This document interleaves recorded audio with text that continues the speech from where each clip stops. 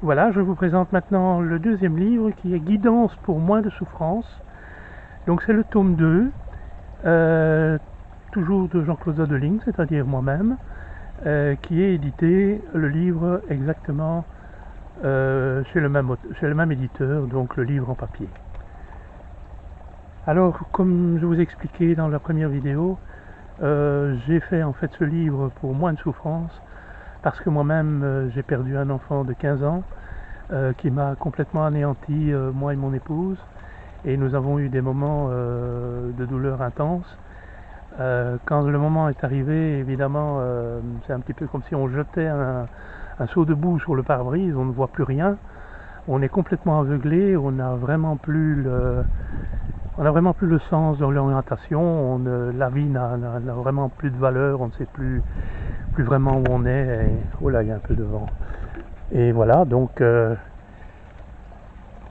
c'est quelle que soit la souffrance, que ce soit pour un proche, que ce soit pour quelqu'un qu'on aime ou un ami même, quand la souffrance est en rendez-vous, on est souvent déstabilisé. Et je vous ai, par le biais de ce livre, témoigné de certaines choses qui nous sont arrivées, moi et mon épouse, et en plus, comment pouvoir s'en sortir, parce qu'il y a derrière les nuages, comme je dis toujours, le soleil est là, et il faut parfois aller le chercher, et c'est pas toujours évident d'aller le chercher, mais il y a possibilité. Je vous expliquerai cela un peu plus loin.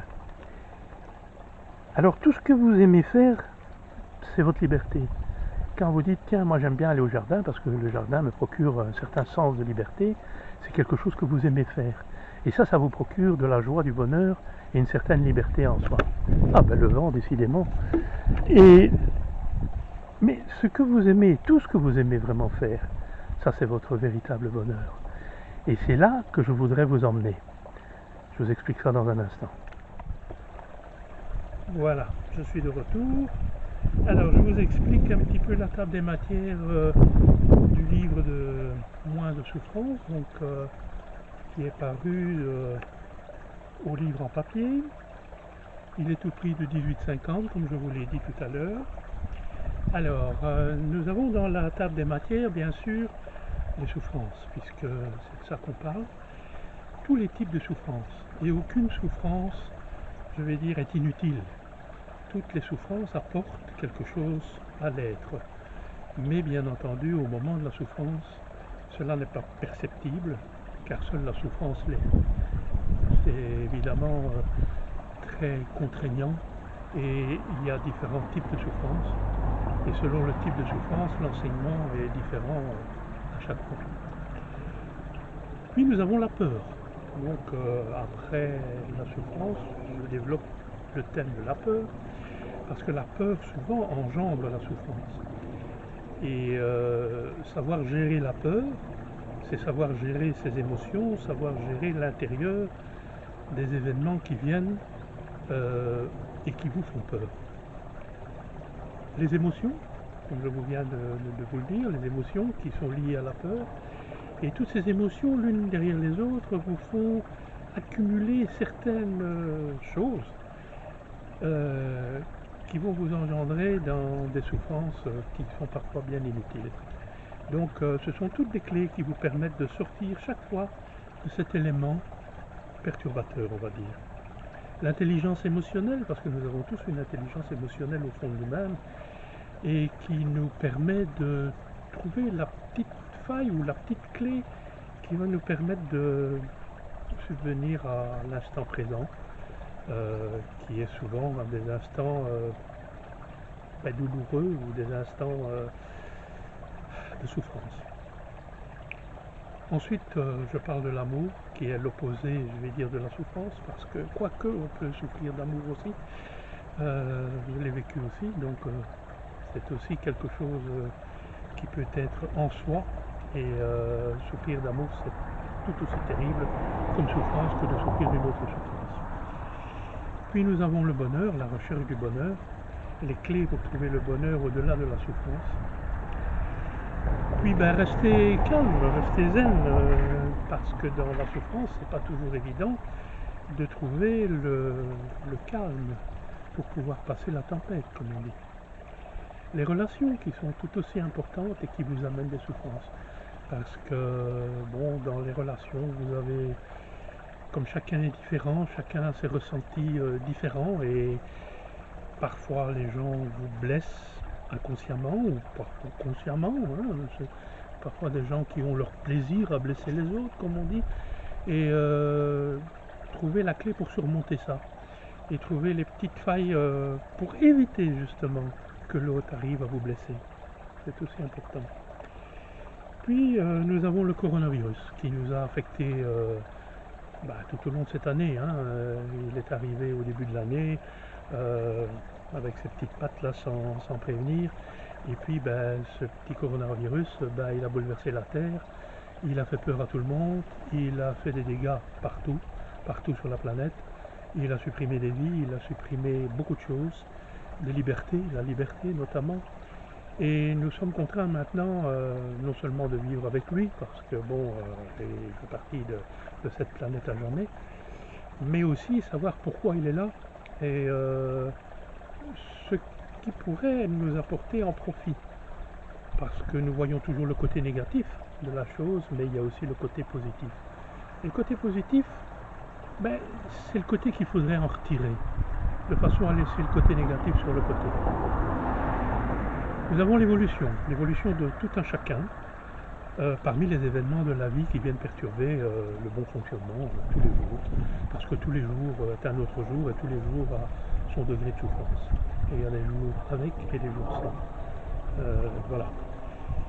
Puis je vous parlerai des confidences, quelques confidences qui m'ont été faites et que je veux partager avec vous. Le contact avec la Terre, parce que le contact avec la Terre est très important.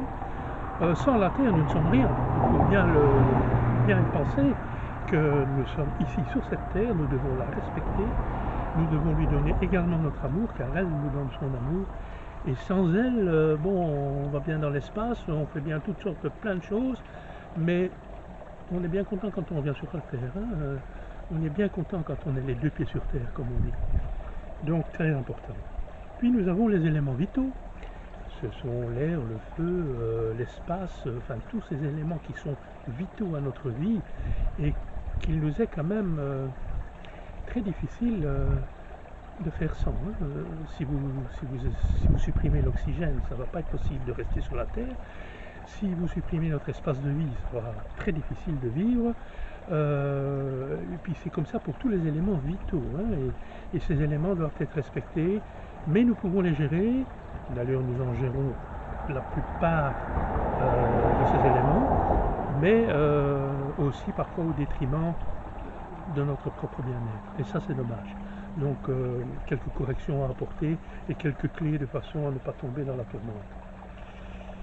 L'incidence de l'homme sur la nature, très important, parce qu'on l'oublie, mais l'incidence de l'homme, c'est vraiment très important, surtout pour les générations futures et pour la nôtre aussi, parce que nous vivons ici sur cette planète et nous devons la respecter. La nature nous respecte, mais nous devons la respecter aussi. Notre karma, bien entendu, nous en avons tous un, et quand nous venons avec, beaucoup diront c'est notre bagage. Si vous voulez, c'est un bagage, mais il y a diverses possibilités et diverses manières de voir le karma. Alors, certains vous diront que la meilleure manière, c'est de l'assumer, oui, si vous voulez, mais il y a aussi d'autres manières. Et parfois, je vous dirais que selon votre mission de vie et selon ce que vous voulez en faire, et selon ce que vous désirez faire de votre karma, il y a des possibilités qui s'offrent à vous. Mais je ne vous en dis pas plus, c'est dans le livre. Parce que sinon, je vais vous dévoiler tout le livre, ça ne vaut pas la peine alors.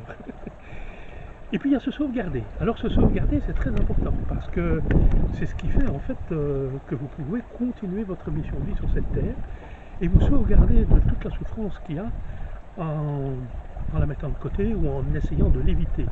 Et vous verrez qu'il y a beaucoup de possibilités qui s'offrent à nous pour éviter certaines souffrances. Il y a moyen de passer à côté, mais bien souvent par ignorance ou par inconscience, on souffre inutilement. Inutilement, hein, sérieusement, c'est vraiment incroyable comme il y a moyen de passer à côté de certaines choses et qu'il suffit simplement de dire « Ah oui, zut, ça, il ne faut pas que je le fasse parce que sinon... » Vous savez, la loi du cause à effet, hein, c'est automatique. puis nous avons l'espoir, l'espoir de tout un chacun, l'espoir pour l'humanité, l'espoir pour les générations futures.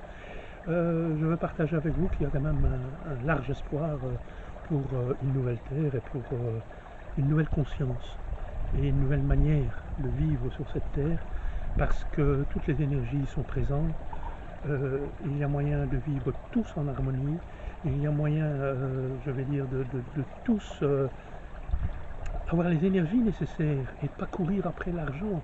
C'est vrai que l'argent est quelque chose de très matériel et quelque chose dont on a tous besoin et qui manque énormément à tout le monde pour le moment, parce que cette terre a enveloppé une énergie incroyable par quelques êtres humains de la terre. Il faut quand même vous rassurer que c'est pas tout le monde, mais quelques êtres humains ont monopolisé l'argent pour en tirer profit eux-mêmes, alors qu'il y a la possibilité pour tout le monde de vivre décemment sur cette terre. Mais c'est une prise de conscience et c'est un autre moyen de voir la vie. Donc voilà. Et puis certains messages qui m'ont été transmis par mon guide de lumière et que je veux partager avec vous, parce que je crois qu'ils sont un bienfait pour l'humanité et qu'ils apporteront à tout un chacun ce fameux espoir dans leur cœur. Voilà, donc c'est la table des matières qui est développée dans ce livre. C'est tout de même intéressant, c'est un livre de très très bonne qualité au niveau de tout ce qui a été écrit. Ça a été écrit avec mes expériences personnelles, ça a été écrit avec, je vais dire, amour, avec beaucoup de réflexion sur ce que tout un chacun pourrait vivre et ce que tout un chacun pourrait en tirer comme profit. C'est le plus intéressant. Et je tombe sur une petite page que je vais vous lire. C'est quelques lignes, donc c'est pas grand chose, et cela va peut-être vous donner un peu de baume au cœur. Mais les gens ne comprennent pas vraiment certaines choses jusqu'à ce que cela leur arrive. Excusez-moi. Et ça, c'est bien vrai, parce que dans ma vie, j'ai perdu un enfant, je vous l'ai dit, je crois, dans l'autre vidéo. Et je me souviens très bien que j'avais un de mes meilleurs amis qui avait perdu sa fille, un problème au niveau du cerveau, et je lui avais dit: oh mon ami René, je compatis énormément à ta douleur, ça doit être terrible cette douleur. Et je me souviens de ces paroles, il n'est plus de ce monde aujourd'hui, et je me souviens qu'il m'avait dit: mon cher Jean-Claude, tu ne peux pas savoir si tu ne l'as pas vécu toi-même. Et lorsque ça m'est arrivé, il était décédé, il était parti, parce qu'il ne s'en est jamais remis de la perte de son enfant aussi. Et lorsque ça m'est arrivé, je peux vous dire que j'ai compris le sens de cette répartie. Et c'est pour ça que tant que les choses ne sont pas vraiment arrivées dans les souffrances, il y a certaines souffrances que parfois certaines personnes disent: oui, je comprends, mais parfois à moitié. Mais interpréter ces souffrances et ne pas les avoir, ça c'est le plus beau cadeau que je peux vous faire. Donc pour ne pas que vous puissiez vivre toutes les souffrances que j'ai dû endurer sur cette terre, je les partage avec vous, et je souhaite du plus profond de mon cœur qu'aucune de ces souffrances ne vous touche. Voilà. Je vous souhaite une bonne lecture de ce livre et prenez soin de vous. Merci à vous.